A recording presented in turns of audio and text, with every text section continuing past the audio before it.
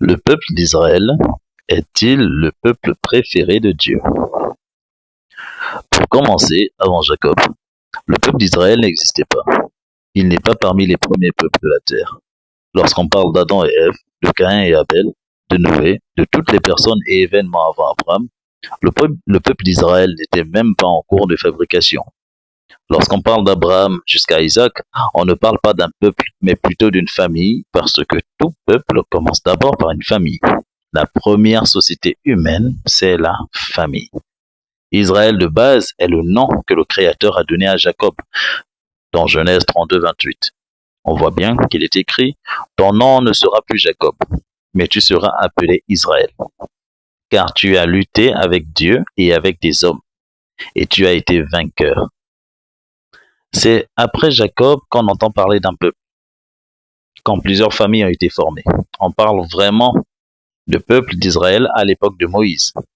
En cela, les anthropologues parlent de leur apparition en tant que nation à l'âge de fer, entre 1000 et 1200 avant Jésus-Christ.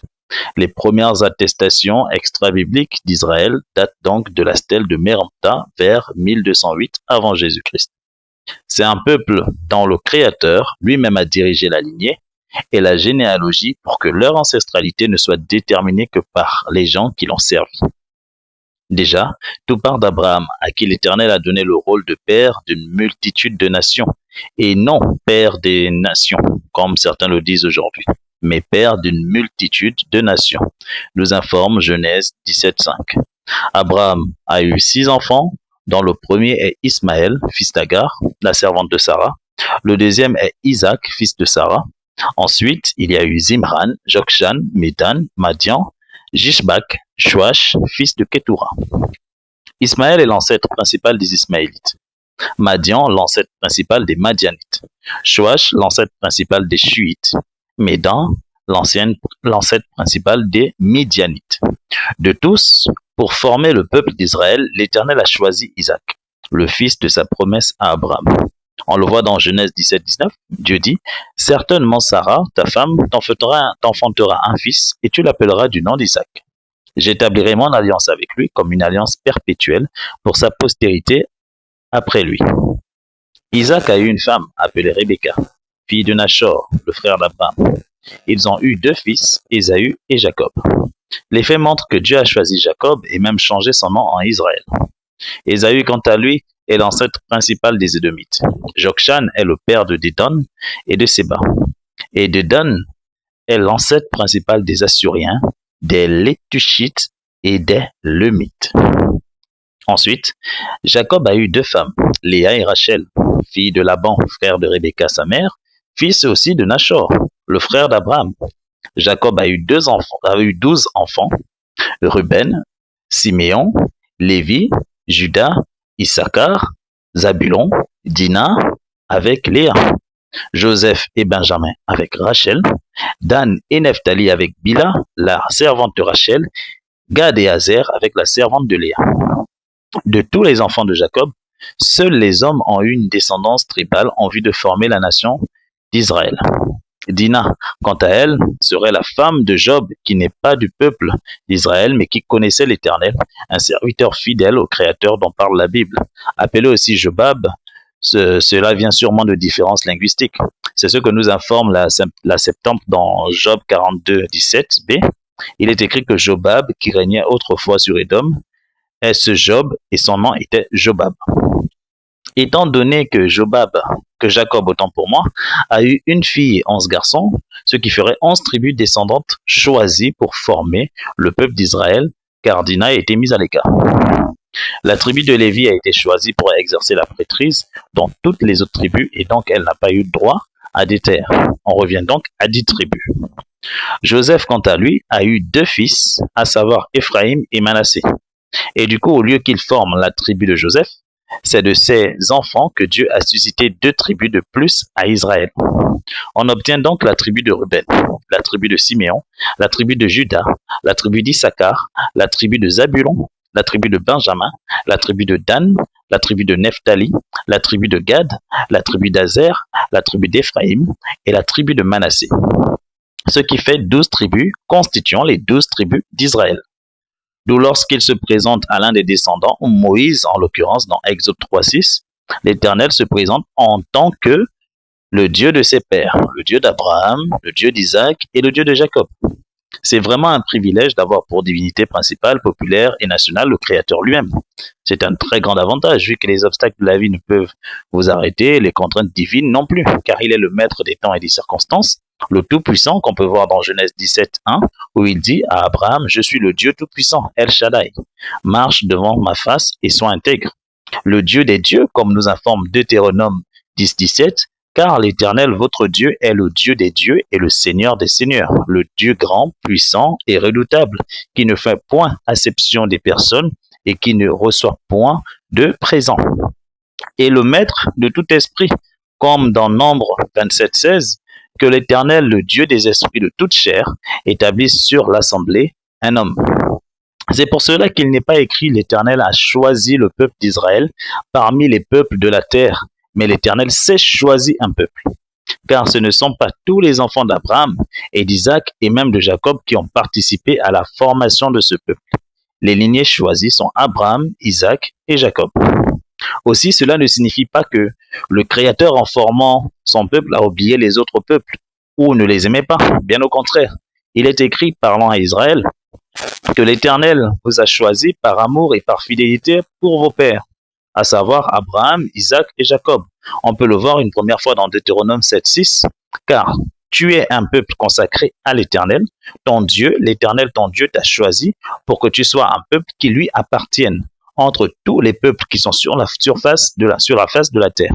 Ce n'est point parce que vous êtes plus nombreux que tous les peuples que l'Éternel s'est attaché à vous et vous a choisi, mais c'est parce que l'Éternel vous aime et qu'il garde le serment qu'il a juré à vos pères.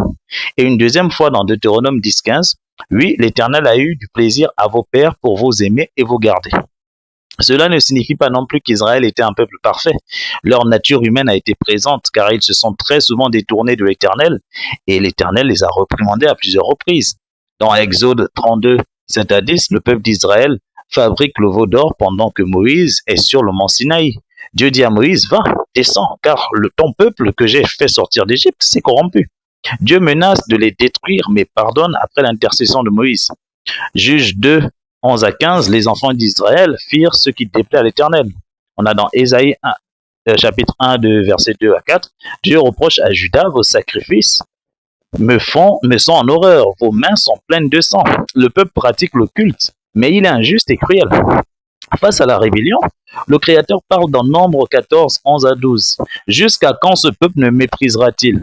Et dans Osée 4:1, le peuple est accusé de rupture d'alliance, d'infidélité et de violence. Cela ne signifie pas que Dieu n'a utilisé qu'Israël parmi les peuples de la terre. Plusieurs peuples, sinon tous, connaissent le Dieu créateur. Les anciens Chinois croyaient en Shangdi, Dieu suprême, qui gouverne le ciel et la terre. Dans l'hindouisme, on parle de Brahma, qui est considéré comme le créateur dans la Trinité. Brahma, création, Vishnu, préservation, Shiva, destruction. Mésopotamie, Dieu créateur comme Marduk, mais souvent dans un panthéon mythologique babylonien. De la mythologie babylonienne, autant pour moi. En Yoruba, donc qui est un peuple du Nigeria actuel, Olodumare ou Olorun est Dieu suprême, créateur de l'univers. Chez les Bantous, on a Mulungu ou encore Nzambe, créateur et maître de la vie. Et ça dépend bien sûr des langues de chacun, parce qu'il y a Nzembi, Nyambi, Djembi, il y a énormément de choses. Ashanti, au Ghana, Nyama, Dieu céleste, Nyame, Dieu céleste et créateur. Chez les guerriers celtes et germains, ils ont toujours eu une conscience d'un ordre divin ou d'un Dieu créateur, où un Dieu créateur est présent, mais souvent associé à la nature. Donc ils étaient aussi plus ou moins animistes. Il est très nécessaire de préciser que le peuple d'Israël était constitué de toutes les origines et de toutes les couleurs de peau qu'on peut voir sur la terre, et je peux même dire de toutes les langues. Aussi, il y a eu énormément de mariages. Ruth, par exemple, n'était pas juive d'origine. Tout peuple de la terre a eu un contact avec les juifs. Il y avait aussi des juifs convertis, tout simplement aux croyances et religions juives. Quelques références qui nous en informent. Genèse 12:3, je bénirai ceux qui te béniront et je maudirai celui qui te maudira et toutes les familles de la terre seront bénies en toi. Lors de la sortie du peuple d'Israël d'Égypte, Exode 12, 38 nous dit, un grand nombre de gens, un peuple mêlé sorti d'Égypte. Dans Nombre 12, 1, on observe, je cite, Myriam et Aaron critiquent Moïse parce qu'il épouse une Couchite, démontrant la diversité ethnique dans le peuple élu. L'ancêtre des Couchites est Couch, fils de Cham, petit-fils de Noé. Les Couchites sont traditionnellement associés à la région au sud de l'Égypte, c'est-à-dire Nubie, Soudan, Éthiopie dans le langage biblique. Dans la Bible, Couch est souvent traduit par Éthiopie. Les Couchites sont donc un peuple issu de la lignée de Noé, par Cham, installé en Afrique de l'Est, Éthiopie, encore Nubie. Dans Ruth 1, 16 à 17, on voit bien que Ruth, c'est une Moabite. Elle devient ancêtre de David et de Jésus. Et les Moabites sont les descendants de Lot, le neveu d'Abraham. Dans un Chronique 2, au verset 34 à 41, on voit que les familles de Juda et de Benjamin se mélangent avec des peuples voisins. Un verset explicite est celui d'Ésaïe 56, 6 à 7, qui dit « Les étrangers qui s'attacheront à l'Éternel, je les amènerai à ma montagne sainte. » Donc le Créateur a toujours honoré quiconque l'a honoré, parmi tous les peuples de la terre, quelle que soit son origine. Et pour finir, dans le Nouveau Testament, des Juifs de toute origine se sont étonnés d'entendre des personnes parler des merveilles de Dieu en leur langue d'origine. La Bible précise bien que ces gens étaient de toute origine. Acte 2, 1 à 11, je cite, « Quand le jour de la Pentecôte arrive, les croyants sont réunis tous ensemble au même endroit. Tout à coup, un bruit vient du ciel. C'est comme le souffle d'un violent coup de vent. Le bruit remplit de toute la maison où ils sont assis. Alors ils voient apparaître des langues comme des langues de feu. Elles se séparent et se posent sur chacun d'eux. Tous remplis de l'Esprit Saint, ils se mettent à parler d'autres langues. C'est l'Esprit qui leur donne de faire cela. À Jérusalem, il y a des Juifs venus de tous les pays du monde. Ce sont des gens fidèles à Dieu. Quand ils entendent ce bruit, ils se rassemblent en foule. Ils sont profondément surpris parce que chacun entend les croyants parler dans sa langue. Ils sont très étonnés et pleins d'admiration et ils disent, « Tous ces gens qui parlent sont bien des Galiléens. Alors comment chacun de nous peut-il les entendre parler dans la langue de ses parents? Nous venons du pays des Parthes, de Médie, d'Élam, de Mésopotamie, de Judée, de Cappadoce, du Pont et de la province d'Asie, de Phrygie, de Pamphylie. Nous venons aussi d'Égypte, de la partie de la Libye qui est près de Cyrène, de Rome, de Crète et d'Arabie. Parmi nous, certains sont juifs et d'autres aussi obéissent à la loi de Moïse. Et pourtant, chacun de nous les entend annoncer dans sa langue les grandes choses que Dieu a faites. Il fallait que toutes les nations soient représentées dans la descendance d'Abraham. Aussi, la Bible parle de plusieurs personnes qui servaient le Dieu créateur, mais qui n'étaient pas des Juifs. Même Balaam qui servait plusieurs divinités, et parmi lesquelles il servait aussi l'Éternel. Il y a aussi Job du pays d'Uz, dont on a parlé tout à l'heure, ou encore Melchisédek, à qui le Créateur a donné le degré de sacrificateur pour l'éternité, et même le Seigneur Jésus a été élevé au degré de prêtre pour l'éternité, selon la lignée de Melchisédek, roi de Salem. Ruth, qui est dans la généalogie du Seigneur Jésus-Christ, est moabite. Noé était un homme juste, intègre parmi ses contemporains. Noé marchait avec Dieu. Il y avait on vient de parler de Job, mais quand on regarde 2 Rois 5,15, on parle de Naaman, général syrien guéri de la lèpre par Élisée. Il déclare, « Voici maintenant, je sais qu'il n'y a point de Dieu sur toute la terre que chez Israël. » Les mages, que certains appellent les rois mages, je ne sais pas pourquoi on les appelle ainsi, la Bible ne dit pas qu'ils étaient rois et la Bible ne dit pas qu'ils étaient rois. Elle dit dans Matthieu 2, 1 à 2, « Des mages de l'Orient viennent adorer Jésus. Nous avons vu son étoile en Orient et nous sommes venus l'adorer. » Nous avons un centurion romain dans Matthieu 8, 10. Jésus s'étonne de sa foi. « Je n'ai pas trouvé une si grande foi en Israël. » Corneille, qui est aussi un centurion romain, dans Actes 10, 2 à 4, la Bible dit « Il était pieux et craignait Dieu avec toute sa maison, faisant beaucoup d'aumônes au peuple et priant Dieu toujours. » Il s'agit d'un Romain. Il ne faut donc pas regarder le peuple d'Israël comme une race supérieure. Au contraire, il faut garder son regard sur l'Éternel.